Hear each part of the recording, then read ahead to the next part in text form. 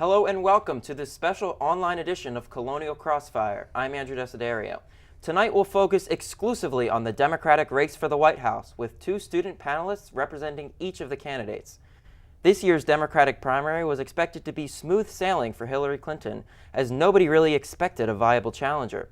Well, in comes Bernie Sanders, the Democratic socialist from Vermont, who has complicated Clinton's seemingly easy path to the nomination. Now, Clinton is still favored to win the Democratic nod, due in large part to her support among superdelegates, the party insiders who can cast their vote for either candidate. But Sanders pulled off a surprising win in Michigan, leading many to reevaluate his staying power in this race. It's now mid-March, and recent presidential debates have exposed sharp divides between the two candidates on a wide range of issues. Tonight, we will explore them with our student panel. Supporting Hillary Clinton, Brenna Carroll joins us. Brenna is a freshman from Highland, Indiana, majoring in history, and is the social media director of Colonial's Demand Action.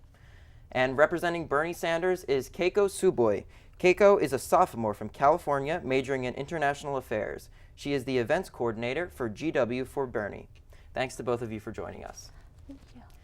At a recent Democratic debate, Clinton and Sanders sparred over their voting records, specifically with regard to the bailout of the auto industry in 2008. Let's listen to that. We just had the best year that the auto industry has had in a long time. I voted to save the auto industry. He voted against the money that ended up saving the auto industry. I think that is a pretty big difference. Well, if you are talking about the Wall Street bailout, where some of your friends destroyed this economy. You know. Excuse me, I'm talking. Let him respond. If you're going to talk, tell the whole story, Senator Let Sanders. me tell my story, you tell yours. I will. Your story is for voting for every disastrous trade agreement and voting for corporate America. And that was just one of the many contentious exchanges between the two candidates as of late. So, Brenna, what do you say to those progressives who believe that Secretary Clinton might be too aligned with Wall Street to be the nominee of the Democratic Party? I mean, I'd say I disagree. You know, in 2007, she actually gave a speech to many Wall Street executives telling them that what they were doing was going to cause a housing bubble and the possible collapse of the housing market, and that they needed to stop doing what they were doing because it was going to hurt so many Americans. But she also did give paid speeches to Goldman Sachs after her tenure as Secretary of State, right? Do you think she should release those transcripts? I think she should release the transcripts, but I don't think it's a problem that she gave the speeches. Any Secretary of State, high-profile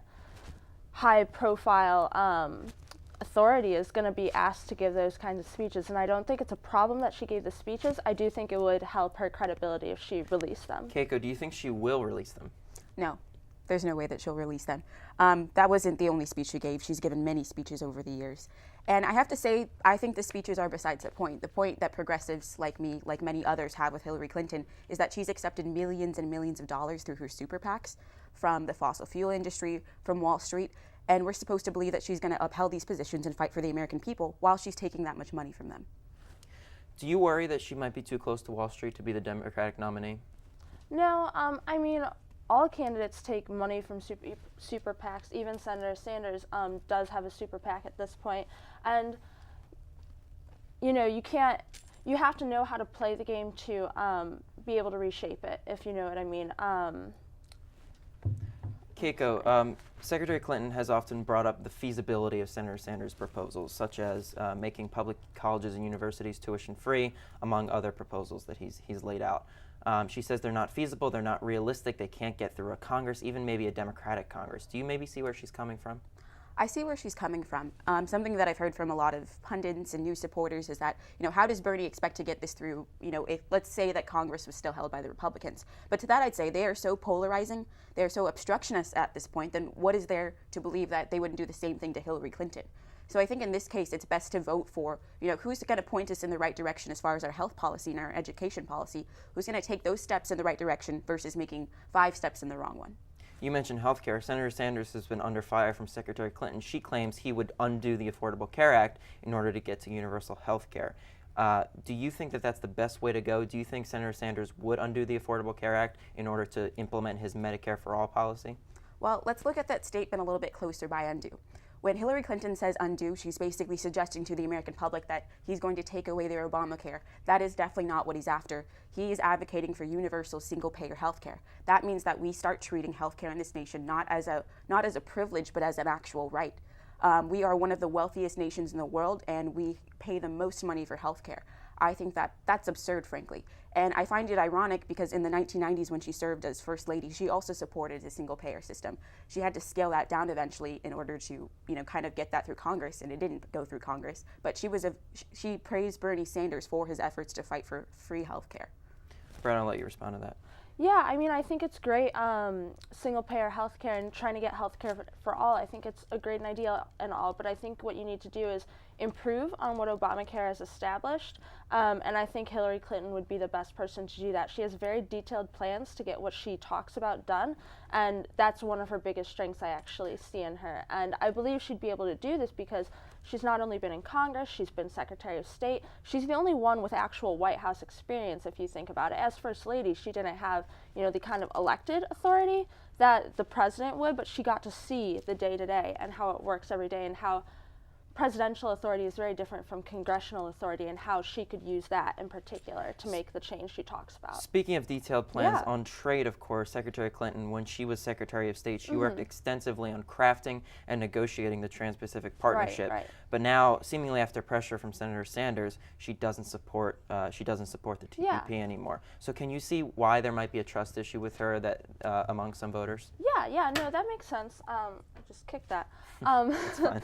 So when she came out supporting the TPP, that was back in 2013, 3 years ago, and then she left the Secretary of State position. And I think in that time it has changed a lot, as she has said. She said back in 2013 that she hoped it would be the gold standard of trade agreements. But what it has come to, what it's been turned into, is not been up to her expectations, and I think that's the reason for the change in position on it. I could see why many people would be skeptical, but I think once you listen to what she has to say about it and how it just didn't live up to her expectations of an agreement that would help working and middle-class American people, it's clear that it just didn't live up to her expectations. Keiko, of course, Secretary Clinton did support NAFTA back in the day as well, and Senator Sanders has called those trade agreements disastrous. Yes. What's your take? Those trade agreements, although they seem kind of obscure to general Americans, these are trade agreements that outsource our jobs overseas. As far as the Trans-Pacific Partnership in general, it's about scaling back several health and safety and labor regulations that are already in place, and it's also about undercutting the labor rights. And so these trade agreements, she has supported them. And although she might have changed her stances when it was politically expedient, I don't see how the American people can actually feel that she would live up to the standards that she now recently set for herself when she's taking millions of dollars from the same people that are telling her to support it. I want to pivot now to gun control. Senator Sanders does not support taking away immunity from the gun industry if somebody commits a crime using a gun that was bought from a specific dealer. He was even praised by the NRA for that. So why is Senator Sanders seemingly out of step with liberals when it comes to gun control? So Vermont, first and foremost, he is the representative of Vermont. Vermont has been said to be a gun-friendly state. Keeping that in mind, they still have one of the lowest rates of gun-related crimes. And so I think that he's reflecting the views of his constituency, and that's something that we elect representatives to do. Keeping in mind, although the NRA might have released that comment, I'm not really sure of their motivations for that, but he has a D- rating from the NRA. And I think the attempts to distort his record and make him seem that he's pro-gun or against regulation, I think those are absurd. When he first ran for mayor of Burlington, Vermont, he lost by a tiny fraction of votes because he vouched for a ban on assault weapons. And so I think that insinuating that he won't fight for Americans and gun safety, I feel like that's absurd because he has a D- rating from the NRA, and he's definitely not like that. Brenna, is Senator Sanders' record on guns in line with liberals?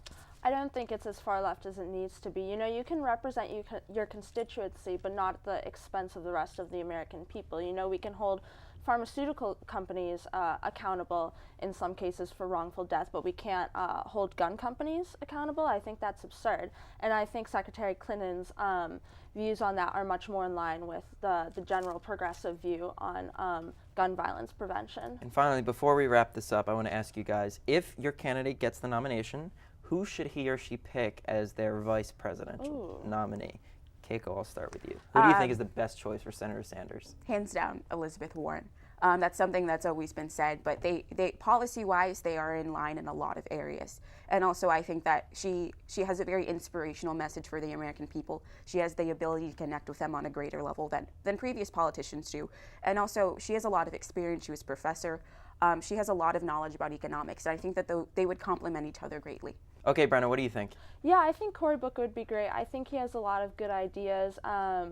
I don't think she will pick him. I think she'll probably pick someone more established, but I think in a few years he would be very viable. I think maybe Julian Castro will get the nod. Yeah, I think he's a lot more likely in reality. And one last question. It looks like Donald Trump is going to get the GOP nomination. Are both of you confident that your candidate can beat Donald Trump? Yeah. Yeah. Is that a resounding yes? Okay, Yeah. that's what I thought. All right, and with that, we end our debate here on Colonial Crossfire. Thank you so much, Brenna and Keiko, for joining us. And during our panel discussion, a team of fact-checkers has been monitoring our debate. Casey Decker is here to fill us in on what we missed. Casey? Thanks, Andrew. First, let's look at our Clinton supporter, Brenna.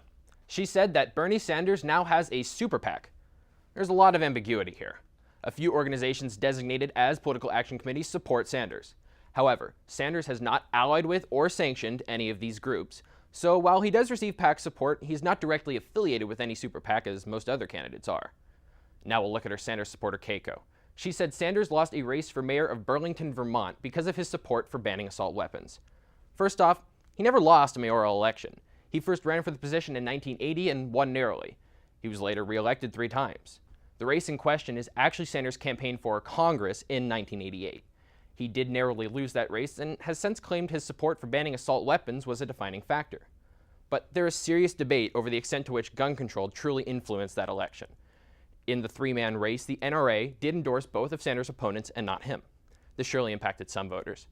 However, there is no clear evidence the endorsements were the crucial factor.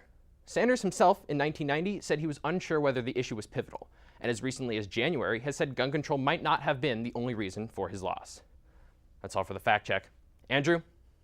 All right, thanks, Casey. Well, that's it for this webisode of Colonial Crossfire. For all the latest updates from our political team at any time, be sure to follow us on Twitter and like us on Facebook. You can also check out all GWTV content on our website at www.gw-tv.com. For all of us here at GWTV, I'm Andrew Desiderio. Thanks for getting caught in the crossfire with us. We'll see you right back here next time.